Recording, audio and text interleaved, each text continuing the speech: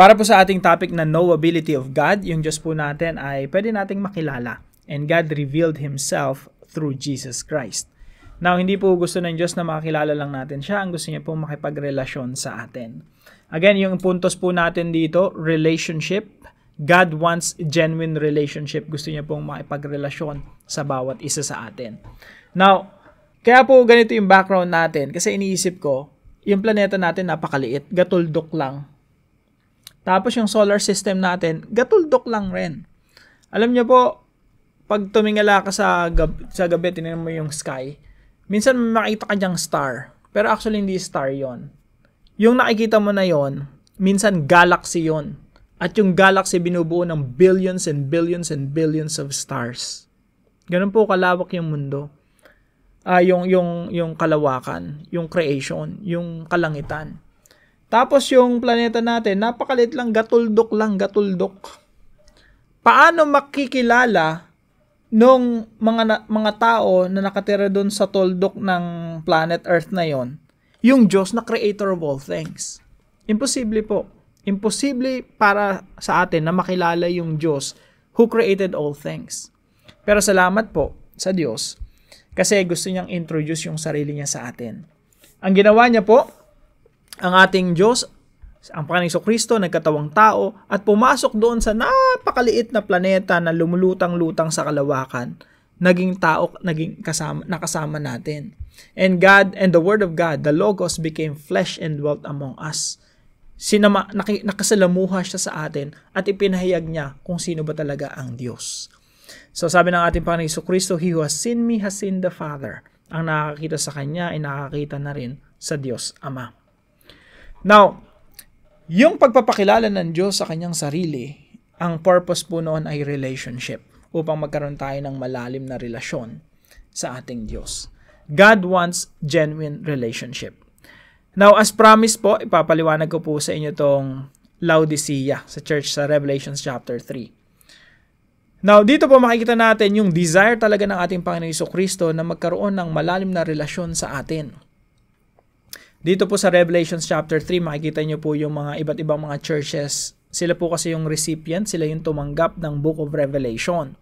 So, yung Church of Sardis, Philadelphia, Laodicea, and many more. 7 churches po yan. So, sabi po ng Panginoong Jesucristo sa church sa Laodicea, I know your works, you are neither cold nor hot. Would that you were either cold or hot. So, bakit sinasabi ng ating Panginoong Jesucristo na hindi kayo malamig, hindi rin kayo mainit, at kayo ay lukewarm? Because you are lukewarm, neither hot nor cold. Ano po bang nangyayari dito? Now, yung Laodicea po, located po yan sa modern day Turkey. Ibig sabihin, pag pumunta ka ng Turkey, pwede kang pumunta sa Laodicea.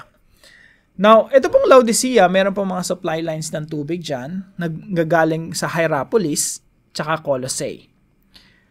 Now, dito sa Hierapolis, yung tubig nang galing po rito ay mainit. So, para mas mabilis tandaan, letter H means hot. So, may supply line dito, yung aqueduct, Roman aqueduct, yung semento po yun na may daanan ng tubig sa loob. Hindi pa uso yung pipes and mga tubo na meron tayo ngayon. So, dito po sa Hierapolis, may supply line po sila ng tubig dyan, papuntang Laodicea. Mainit po yun. Galing ng Hierapolis. Pero pagdating ng Laodicea, lukewarm na. Mas mabilis tandaan, letter L, Laodicea, L, lukewarm. Hindi na mainit. Now, dito naman po sa Colossae, ang supply po dito ay malamig. Malamig po ang tubig sa Colossae. Mga cold spring po yan. Sa kabila naman, hot springs.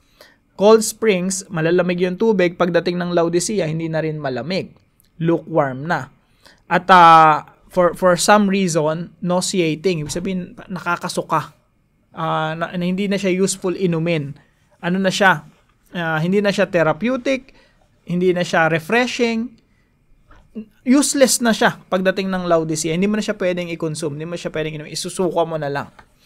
Kaya sabi dito sa Revelation chapter 3, verse 16, So because you are lukewarm and neither hot nor cold, I will spit you out of my mouth. Iluluwa ko na lang kayo mula sa aking bibig. Kasi contaminated na, no? Hindi na malamig, hindi na hindi na mainit, useless na. Wala nang gamit. Bakit dumating sila sa pagkakataon na useless na? Hindi na sila kagamit-gamit sa church, sa kaharian ng Diyos, at sa Panginoong Jesucristo. Alam niyo po kung ano ang dahilan? Ipinagpalit na nila ang ating Panginoong Jesucristo. Saan? Sa kayamanan. Bagamat hindi maganda yung supply ng tubig sa Laodicea, sila po ay mayamang lugar. Maganda yung industriya nila. Maraming mga businesses. Kaya sabi dito sa verse 17, "For you say, I'm rich. Mayaman ako. I have prospered. Umunlad ako. And I need nothing." Wala na akong kailangan pa. Alam niyo po, maraming ganyang mga tao, no? Maraming mga Christians na umunlad, yumaman, nakalimutan na si Jesus. Nung mga panahon na mahirap pa, active na active sa church gatherings, active na active sa mga Bible studies, active na active umattend sa mga pagtitipon ng mga Kristiyano upang magpalakasan sa pananampalataya, todo paglilingkod kay Jesucristo. Nung nagkatrabaho na, nung nagkanegosyo na, nung na-promote na, nakalimutan na si Jesus Christ. Nakafocus na lang dun sa trabaho, sa kabuhayan, sa negosyo, at sa mga bagay na nagpayaman sa kanya. Sabi ni Jesus, pinagpalit niyo ako? "For you say, I'm rich, I have prospered, and I need nothing." Sabi dito, "To those whom I love, I reprove and discipline. So be zealous and repent." Kailangan nyo magsisi. Alam nyo po, yung mga mahal ng Panginoon, dinidisiplina niya. Kagaya sabi dito, "Those whom I love, I reprove and discipline." May mga kilala po ako na umunlad sa buhay, pinagpalit si Lord, sa kaunlaran nila, nakalimutan na nila yung mga kapatiran, mga church gatherings, mga pagtitipon. Ginawa ni Lord, kinuha yung kanilang mga kayamanan at mga inaasahan sa buhay to the point na wala na, no? Yung mga Diyos-Diyosan nila sa puso, pinagtatanggal ng Panginoong Jesucristo. Again, sabi dito, "Those whom I love, I reprove and discipline." So, tinanggal, dinisiplina ng Panginoong Jesucristo. Tinanggal yung mga Diyos-Diyosan at mga kayamanan hanggang sa matagpuan nila yung sarili nila na wala nang iba na makapagpuno sa kanilang puso maliban kay Kristo. Mga nagsisi, nanumbalik sa Panginoong Jesucristo. So, sana po, no, wag na nating antayin na disiplinahin tayo ng ating Panginoon. Tandaan natin, ang Panginoon natin, very relational. Gusto niya ng genuine relationship. Wag po natin siyang ipagpalit sa anumang bagay or kayamanan. Minsan kasi yung blessing, pag madami, minsan hindi natin ma-handle, napapagpalit na natin yung giver sa gifts. Minsan nakafocus tayo sa gifts. At kaya kadalasan, pag ganun ang nangyari, tinatanggal ng Diyos yung gift para makapag-focus tayo sa giver. So sabi dito, "Behold, I stand at the door and knock." Ako yung Panginoon nyo.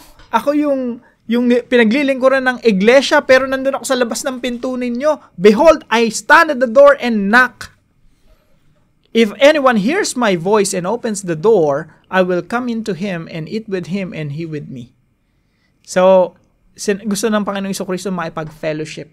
Real relationship. So, ganun din po sa atin, no?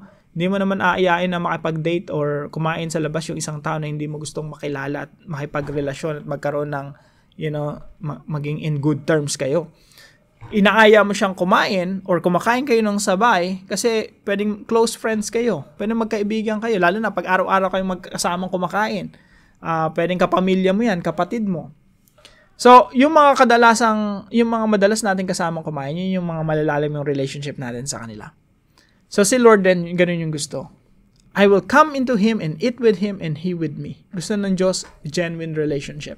And I hope right now, kung meron mang sa atin, no, pinagpapalit na si Lord sa anumang bagay, sa mga kabuhayan, sa mga nagpayaman, kung meron man, no, nawa mangusap ito sa atin na ang maging priority natin, relationship with the Lord. Relationship with Jesus Christ. So, yun lamang po, 3K, no? Keep up your prayer life first thing in the morning. Keep at reading the Bible daily even on busy days. And keep on knowing God theologically and relationally. Pagpalain po kayo ng ating Panginoon. See you po tomorrow, 5 a.m. dito po sa ating Daily Devotions. God bless you po.